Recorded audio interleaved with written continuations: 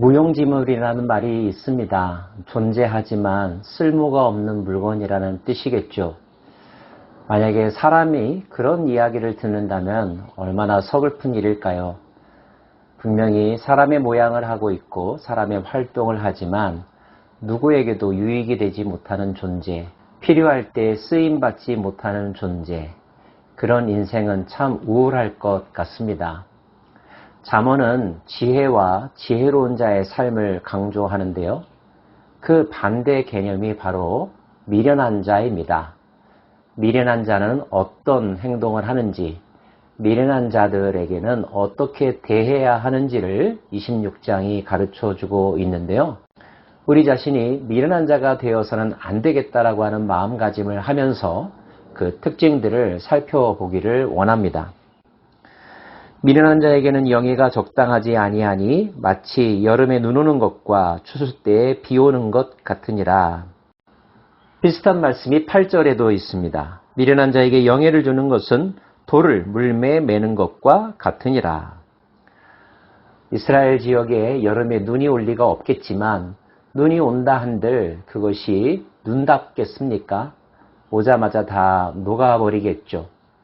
추수 때 비가 오는 것도 마찬가지입니다. 즉, 이 말은 아무런 효과가 없다, 있으나 마나하다 라고 하는 의미입니다. 미련한 자에게 영예가 그와 같다는 말입니다. 까닭없는 저주는 참새가 떠도는 것과 제비가 날아가는 것 같이 이루어지지 아니하느니라. 말에게는 채찍이요 나귀에게는 재갈이요 미련한 자의 등에는 막대기니라. 미련한 자는 칭찬과 존경의 대상이 아니라 반대로 채찍과 버림받음의 대상이라는 거죠. 미련한 자의 어리석은 것을 따라 대답하지 말라. 두렵건대 너도 그와 같을까 하노라. 미련한 자에게는 그의 어리석음을 따라 대답하라. 두렵건대 그가 스스로 지혜롭게 여길까 하노라. 미련한 자 편에 기별하는 것은 자기의 발을 베어버림과 해를 받음과 같으니라. 결국 이렇게 할 필요도 없고 저렇게 할 필요도 없다. 아무것도 맡길 필요도 없다. 상대하지 말아라. 쓸모없는 존재와 같다. 이런 뜻입니다. 자신이 그런 취급을 당한다는 것을 안다면 그 사람은 얼마나 서글플까요? 때로는 화가 나지도 않을까요? 그런데 말입니다. 미련한 자는 자신이 다른 사람 눈에 그렇게 비친다는 것조차 깨닫지 못한다고 합니다. 계속하여 미련한 일을 반복할 뿐이라는 거죠. 개가 그 토한 것을 도로 먹는 것 같이 미련한 자는 그 미련한 것을 거듭 행하느니라. 자, 그렇다면 미련하다는 것은 어떤 의미일까요? IQ가 낮다는 뜻일까요? 학교 교육을 제대로 받지 못했다는 뜻일까요? 잠언 전체의 말씀을 살펴보면 미련한 자란 분별력이 없는 자를 일컫습니다. 상황에 따라서는 게으른 자와 동의어로 사용되기도 하고요. 악을 행하는 자와 같은 의미로 사용되기도 합니다. 하나님을 모르는 자도 여기에 해당되죠. 특별히 스스로를 지혜롭다 여기는 자를 미련한 자라고 말하고 있음을 알 수가 있습니다. 내가 스스로 지혜롭게 여기는 자를 보느냐? 그보다 미련한 자에게 오히려 희망이 있느니라. 나르시시즘에 빠져 사는 사람, 자기에게 부족함이 없다고 생각하면서 착각하면서 사는 사람, 당연히 모든 일에 열심을 내지 않을 것이고 다른 사람을 우습게 여길 것이며 더 나은 미래를 위한 어떤 투자도 노력도 하지 않겠지요?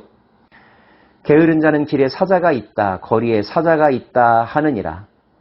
이런저런 핑계를 대고 움직이지 않는다는 것입니다. 문짝이 돌적이를 따라서 도는 것 같이 게으른 자는 침상에서 도느니라. 게으른 자는 그 손을 그릇에 넣고도 입으로 올리기를 괴로워하느니라. 게으른 자는 사리에 맞게 대답하는 사람 7보다 자기를 지혜롭게 여기느니라.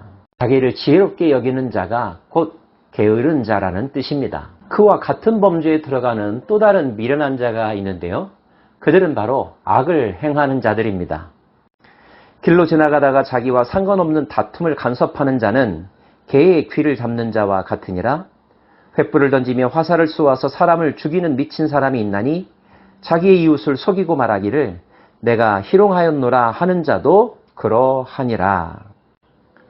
상관없는 자에게 시비를 걸고 싸우는 자, 장난삼아 다른 사람을 속이고 아무렇지도 않다는 듯이 행동하는 사람, 나쁜 마음으로 다른 사람을 괴롭히고 함정을 파는 자도 같은 부류의 사람인데요. 함정을 파는 자는 그것에 빠질 것이요 돌을 굴리는 자는 도리어 그것에 치이리라. 거짓말하는 자는 자기가 해한 자를 미워하고 아첨하는 입은 패망을 일으키느니라. 결국 성경이 말하는 미련한 자는 스스로 지혜롭다 하는 자요, 게으른 자요, 악을 행하는 자요, 거짓말하는 자요, 다투기를 좋아하는 자라는 것을 알 수가 있는데요. 그런 사람들을 가까이 하지 말라는 것이 26장의 교훈입니다. 친구는 그 사귀는 사람에게 영향을 주죠. 좋은 친구를 사귀면 좋은 영향을 받습니다. 나쁜 친구를 사귀면 나쁜 일을 따라하게 되죠. 정원이 아름답기를 원한다면 좋은 씨앗을 심고 잡초를 제거하고 가지를 다듬고 때를 따라 물을 주고 돌보아야 하는 것처럼 자신의 영혼과 자신의 삶을 소중하게 여긴다면 그것을 위해서 절제하며 노력하며 보는 것과 듣는 것에 신경을 쓰며 좋은 친구를 두기 위하여 노력해야 할 것입니다. 저와 여러분은 있으나마나한 존재가 아니라 차라리 없어졌으면 하는 존재가 아니라 어느 시대, 어느 사회, 어느 공동체에서든지 꼭 필요한 사람, 귀하게 쓰임받는 사람 되기를 원합니다.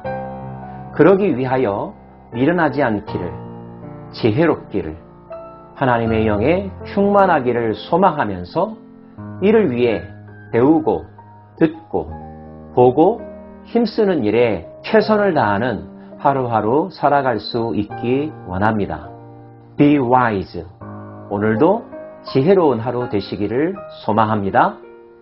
기도하십시다.